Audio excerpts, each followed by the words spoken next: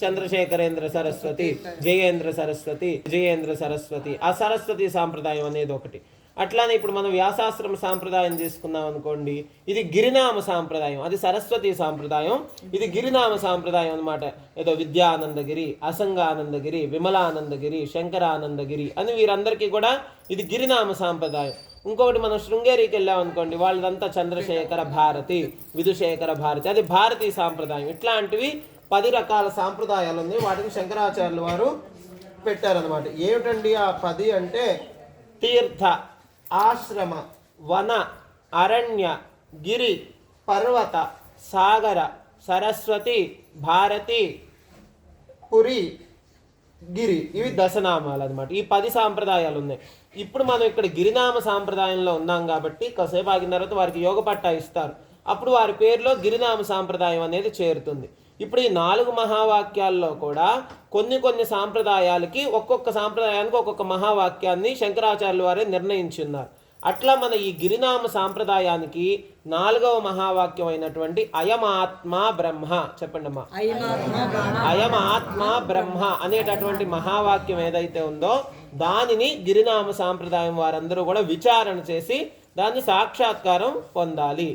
ప్రజ్ఞానం బ్రహ్మ అనేది లక్షణ వాక్యం, అహం బ్రహ్మాస్మి అనేది అనుభవ వాక్యం, తత్వమసి అనేది ఉపదేశ వాక్యం, గురువు ఉపదేశిస్తారు.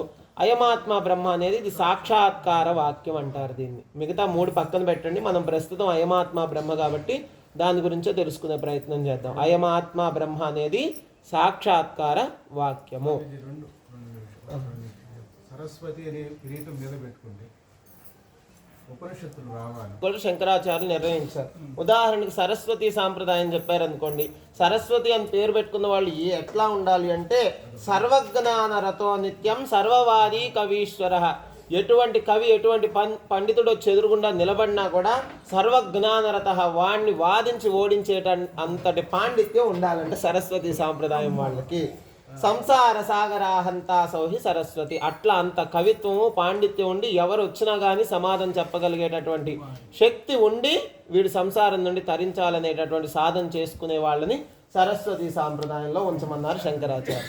ఇప్పుడు మనది గిరినామ సాంప్రదాయం అన్నాం కదా, గిరినామ సాంప్రదాయం వారు ఏం చేయాలంటే వాసో గిరివనే నిత్యం, వాళ్ళు ఎక్కడ నివసించాలంటే పర్వత స్థానాల్లో, లేదు వనహ అంటే అరణ్య స్థానాల్లో ఉంటూ నిత్యం గీతాధ్యయన తత్పర, భగవద్గీత ఒకటి చదవండి చాలు, మిగతా మీకు ఏ పాండిత్యం అవసరం లేదు. నిత్యం గీతాధ్యయన తత్పర, ప్రతిదినము కూడా ఎప్పుడు వారు భగవద్గీతని అధ్యయనం చేస్తూ గంభీరాచల బుద్ధిష్ట, ఎటువంటి సందర్భం వచ్చినప్పటికీ కూడా వాటిని తట్టుకునేటటువంటి స్థిరమైనటువంటి నిశ్చలమైన బుద్ధి ఎవరికి కలిగి ఉంటుందో గిరినామా స ఉచ్యతే, వారు గిరి సాంప్రదాయానికి చెంది ఉండాలి అని శంకరాచార్యులు నిర్ణయించారు. ఇది మనం ఎవరో చెప్పింది కాదనమాట.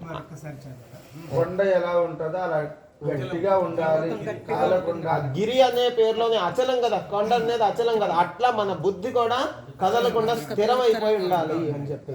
వాసో గిరివనే నిత్యం నిత్యం గీతాధ్యయన తత్పర గంభీరాచల బుద్ధిశ్చ గిరినామా స ఉచ్యతే అని శంకరాచార్యులు చెప్పారు.